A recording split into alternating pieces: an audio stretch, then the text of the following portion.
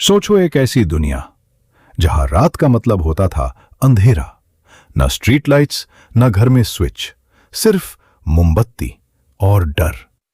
लेकिन फिर आया वो वक्त जब दो दिमाग टकराए, एक बिजनेसमैन और एक विजनरी साइंटिस्ट। एक नाम थॉमस एडिसन, दूसरा नाम निकोला टेस्ला। और शुरू हुई हिस्ट्री की सबसे dangerous technology war, the war of currents. War of currents, ये वो दौर था जब दो महान जीनियस आपस में लड़ पड़े थे टेक्नोलॉजी को कौन ज़्यादा बेहतर तरीके से प्रेजेंट कर सकता है इसके लिए। एक तरफ थे थॉमस एडिसन जो कि डीसी को बढ़ावा दे रहे थे, और दूसरी तरफ थे निकोला टेस्ला जो अपने समय से काफ़ी आगे की सोचते थे। एडिसन ने बल्ब इन्वेंट किया। उसने न्यूयॉर्क में पर्ल स्ट्रीट स्टेशन 1882 स्टार्ट की। सिस्टम का नाम था direct current, DC. DC simple था, करंट एक ही डायरेक्शन में फ्लो करता था। लेकिन प्रॉब्लम क्या थी? वोल्टेज इजीली इंक्रीज या डिक्रीज नहीं कर सकते। Long distance transmission impossible. Her 1 to 2 kilometres पर पावर स्टेशन बनाना पड़ता। फिर भी एडिसन का एम्पायर ग्रो हो रहा था। इन्वेस्टर्स, मीडिया, न्यूज़पेपर्स सब उसके साइड में थे। उसने अपनी कंपनी को आगे चलकर जनरल इलेक्ट्रिक में मर्ज कर दिया। एडिसन सिर्फ इन्वेंटर नहीं था, वो एक पावरफुल बिजनेसमैन था। नो डाउट कि एडिसन अपने समय के जाने माने काफ़ी बड़े इन्वेंटर थे, और साथ ही उनका दिमाग पैसों को लेकर के कुछ ज़्यादा ही चलता था। वो अपने हर डिज़ाइन किए हुए पेटेंट और इन्वेंशन से ज़्यादा पैसे कमाना चाहते थे। मगर वही दूसरी तरफ जो टेस्ला थे, वो ज़्यादातर ह्यूमैनिटी के बारे में बात करते थे और ह्यूमैनिटी के बारे में केयर करते थे। उन्हें पैसों से ज़्यादा लगाव नहीं था। दूसरी तरफ टेस्ला बचपन से ही एक्स्ट्रा ऑर्डिनरी था। उसके दिमाग में कंप्लीट मशीन्स विजुलाइज हो जाती थीं। उसने एक आइडिया डेवलप किया, ऑल्टरनेटिंग करंट, एसी। एसी का मैजिक क्या था? वोल्टेज ट्रांसफॉर्मर से इजीली चेंज हो सकता, लॉन्ग डिस्टेंस में पावर लॉस कम, एंटायर सिटीज को एक ही प्लांट से power supply possible. Tesla America आया और एडिसन के लिए काम करना शुरू किया। एडिसन ने प्रॉमिस किया $50,000 बोनस। टेस्ला ने डीसी जनरेटर्स इंप्रूव किए काम कंप्लीट होने पर। एडिसन बोला, you don't understand American humour. Tesla को पैसा नहीं मिला, उसने जॉब छोड़ दी। कुछ टाइम तक वो रोड खोदकर मजदूरी करता रहा। एक जीनियस मजदूरी कर रहा था। निकोला टेस्ला ने दिन रात एक करके एडिसन के दिए हुए प्रोजेक्ट को समय पर पूरा किया, मगर जब उन्होंने $50,000 की बात की तब वो उनसे ये कहने लगे कि ये तो बस एक छोटा सा मजाक था। और ये बात टेस्ला के ईगो पर लग गई, उन्हें ये बात बिल्कुल ही पसंद नहीं आई। सो एज अ रिजल्ट उन्होंने वो कंपनी एडिसन की छोड़ दी। एडिसन ने एक डेंजरस स्ट्रैटेजी यूज की। उसने एसी को किलर करंट डिक्लेयर किया। पब्लिक डेमोन्स्ट्रेशंस में जानवरों को एसी से शॉक दिया गया। इलेक्ट्रिक चेयर का डिजाइन एसी पर बनवाया गया ताकि लोगों के दिमाग में एसी इक्वल्स डेथ हो जाए। मीडिया हेडलाइंस चली, वेस्टिंग हाउस्ड। ये सिर्फ साइंस की फाइट नहीं थी, ये साइकोलॉजिकल वॉर थी।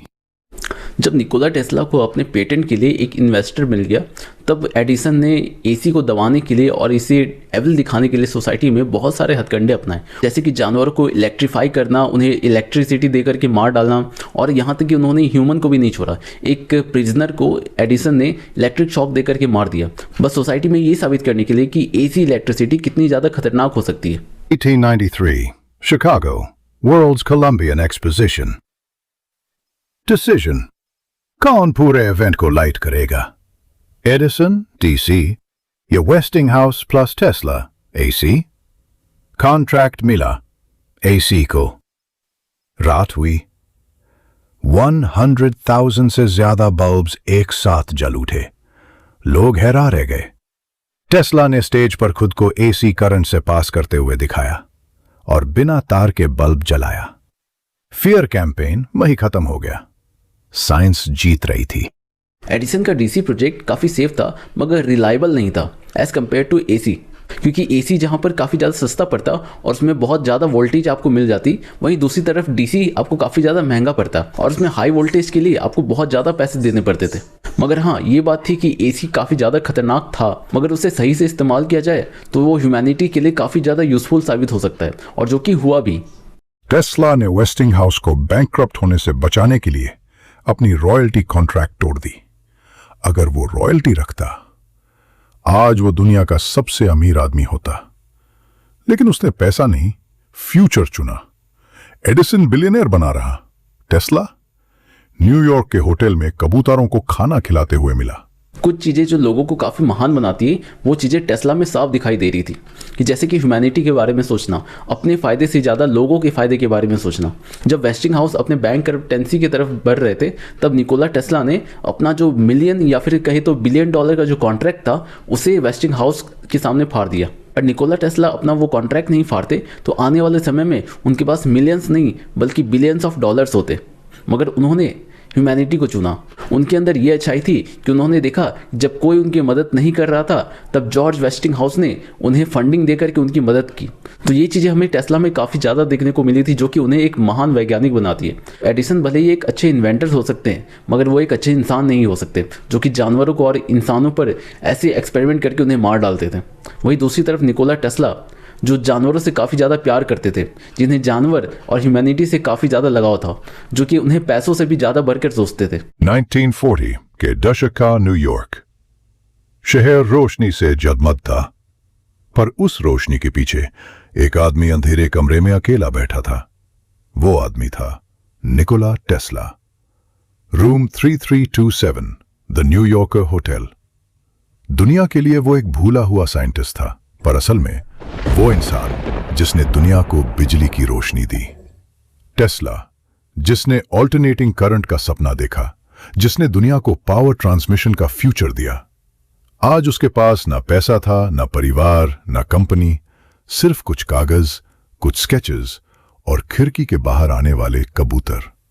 हां, कबूतर। टेस्ला उन्हें खाना खिलाते थे। उनमें से एक सफेद कबूतर उनके लिए खास था। टेस्ला कहते थे, मैं उस कबूतर से उतना ही प्यार करता हूं जितना एक आदमी एक औरत से करता है। शायद वो कबूतर ही उनकी आखिरी दोस्त थी।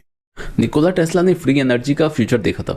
जेपी मॉर्गन ने उन्हें फंडिंग भी दी थी, मगर जब बाद में जेपी मॉर्गन को यह पता चला कि निकोला टेस्ला सभी को फ्री में इलेक्ट्रिसिटी बांटने वाले हैं, तब उन्होंने फंडिंग रोक दी और इस कारण टेस्ला अपना वो प्रोजेक्ट पूरा नहीं कर पाए। अगर निकोला टेस्ला अपना वो प्रोजेक्ट पूरा कर लेते तो आज शायद हमें अपने घरों में मीटर की जरूरत नहीं होती, हमें आज भी फ्री इलेक्ट्रिसिटी मिल रही होती।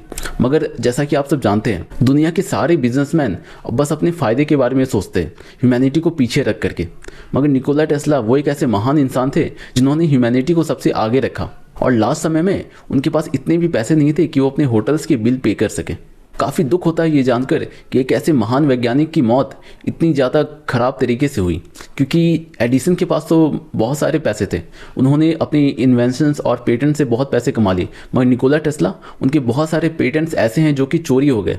बहुत सारे इंजाम लगते हैं कि मार्कोनी ने टेस्ला का पेटेंट चोरी किया, और जब टेस्ला से एक बार को पूछा गया कि आपको क्या फ़र्क नहीं पड़ता कि कोई दूसरा आपका पेटेंट चोरी कर लेता है या आइडिया चोरी करता है, तो आपको पता है टेस्ला ने क्या कहा? उन्होंने कहा कि मुझे इस बात से फ़र्क नहीं पड़ता कि उन्होंने मेरे आइडियाज़ चोरी किए, बल्कि मुझे इस बात का दुख होता है कि उनके पास खुद के अपने कोई आइडियाज़ नहीं थे। ऐसी थिंकिंग थी निकोला टेस्ला की। ऐसा महान इंसान जो कि सदियों में एक बार जन्म लेता है। दुनिया एडिसन को याद रख रही थी, कंपनीज पैसा कमा रही थी, लेकिन टेस्ला जिसके आइडियाज पर सब चल रहा था, वो खामोशी में जी रहा था। उन्होंने वायरलेस एनर्जी का सपना देखा, फ्री इलेक्ट्रिसिटी का विजन दिया, पर लोगों ने कहा यह मुमकिन नहीं। उन्होंने कहा था फ्यूचर मेरा है। पर जब फ्यूचर आया तो उस फ्यूचर में टेस्ला का नाम धीरे धीरे ढूंढना पड़ गया। 7 जनवरी 1943 सुबह होटल स्टाफ ने दरवाजा खोला। रूम में सन्नाटा था। निकोला टेस्ला अपने बिस्तार पर शांत पड़े थे, अकेला, बिल्कुल अकेला। न कोई फैमिली, न कोई दोस्त, बस एक महान दिमाग जो अब हमेशा के लिए चुप हो चुका था। लेकिन कहानी यहीं खत्म नहीं होती। आज जब हम लाइट ऑन करते हैं, जब शहर जगमगाता है, जब हर घर में करंट दौड़ता है, वहां कहीं ना कहीं निकोला टेस्ला की रूह मुस्कुरा रही होती है। उन्होंने पैसे नहीं जीते, उन्होंने शोहरत नहीं जीती, उन्होंने दुनिया को जीत लिया। और शायद इसीलिए वो हार कर भी सबसे बड़े जीतने वाले थे। और अंत में मैं यही कहना चाहूँगा कि निकोला टेस्ला के जैसा कोई महान वैज्ञानिक और एक अच्छा और महान इंसान ना कोई कभी हुआ है और ना कभी होगा। बस वो एक और एकमात्र निकोला टेस्ला ही थे जो इतना ज़्यादा आगे की सोचते थे और बस केवल इन पैसों के बारे में नहीं बल्कि ह्यूमैनिटी के लिए काम करते थे।